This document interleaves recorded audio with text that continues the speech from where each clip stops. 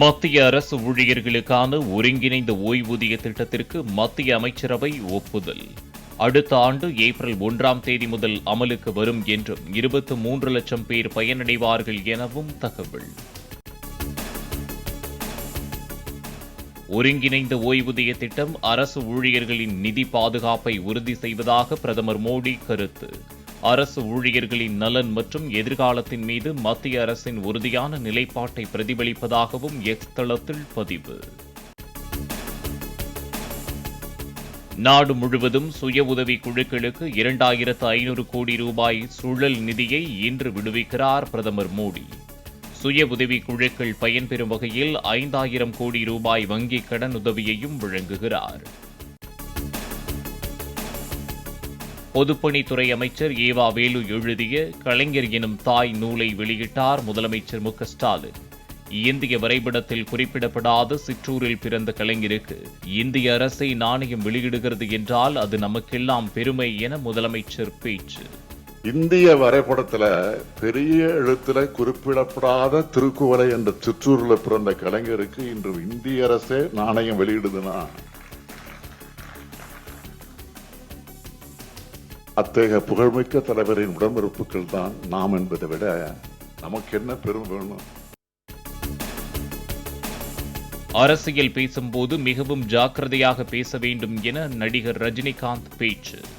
திமுகவில் பழைய மாணவர்கள் நிறைய பேர் இருந்தாலும் அவர்களை முதலமைச்சர் சமாளித்து செல்வதாகவும் கருத்து.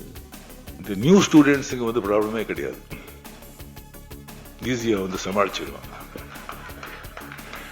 பழைய ஸ்டூடெண்ட்ஸ் இருக்க பாருங்க,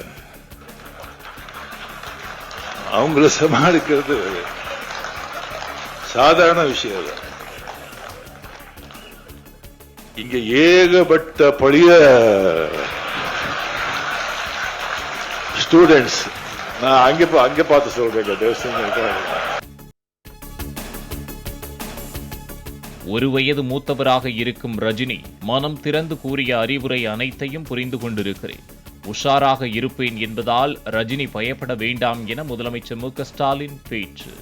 இந்த நிகழ்ச்சிக்கு முத்தாய்ப்பு வைத்தது போல நம்முடைய சூப்பர் ஸ்டார் வருகை தந்து மனந்திறந்து என்னை ஊக்கப்படுத்தக்கூடிய வகையில என்னை விட வயது அவருக்கு ஒரு வயது கூட தான், அதனால அறிவுரையும் சொன்னார். அவர் சொன்னது அத்தனை நான் புரிந்து கொண்டேன். பயப்பட வேண்டாம்,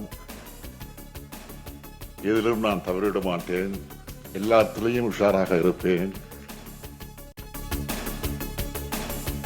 நாணய வெளியீட்டு விழாவில் கலைஞர் கருணாநிதியை பற்றி அரை மணி நேரம் ராஜ்நாத் சிங் பேசுகிறார் என்றால் அவராக பேசியிருக்க மாட்டார், மேலே இருந்து உத்தரவு வந்தால்தான் அவர் பேசியிருப்பார் என நடிகர் ரஜினிகாந்த் பேச்சு. இப்போ ராஜ்நாத் சிங்கை ஒரு பத்தி ½ an hour ஒரு பேசிருக்காங்கன்னு சொன்னா அதை ராஜ்நாத் சிங் மட்டும் பேசிக்க மாட்டாங்க, மேல இருந்து ஒரு உத்தரவு வந்திருக்கும்.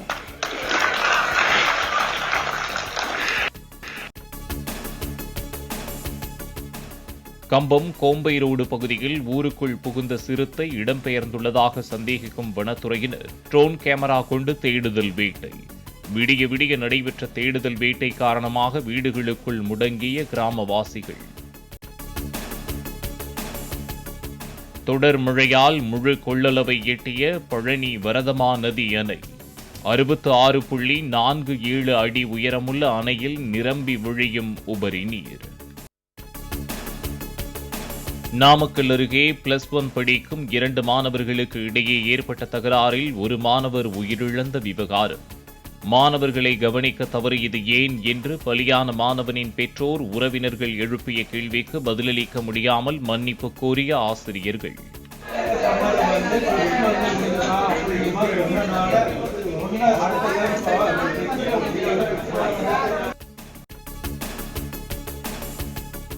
தொடர் கனமழை காரணமாக மத்திய பிரதேசத்தில் ஜிப்ரா நதியில் பெருக்கெடுத்த வெள்ளம். நீர்மட்டம் உயர்ந்ததால் வெள்ளத்தில் மூழ்கிய கோயில்கள். தமிழ்நாட்டில் மேற்கு திசை காற்றின் வேக மாறுபாடு காரணமாக ஓரிரு இடங்களில் மழை பெய்யக்கூடும். அடுத்த 7 நாட்களுக்கு ஓரிரு இடங்களில் லேசானது முதல் மிதமானது வரை மழை பெய்ய வாய்ப்பு இருப்பதாக வானிலை மையம் தகவல். சென்னை பெருநகர் மற்றும் புறநகரில் ஓரிரு இடங்களில் அடுத்த 48 மணி நேரத்திற்கு இடி மின்னலுடன் மழை பெய்ய வாய்ப்பு. வானம் ஓரளவு மேகமூட்டத்துடன் காணப்படும் என வானிலை மையம் அறிவிப்பு. கோலாலம்பூரில் திடீரென உள்வாங்கிய 8 மீட்டர் ஆழ பள்ளத்தில் விழுந்த இந்திய பெண் சுற்றுலா பயணி. பள்ளத்தில் விழுந்து காணாமல் போனவரை தேடும் பணியில் தீயணைப்பு மற்றும் மீட்புக் குழுவினர் தீவிரம்.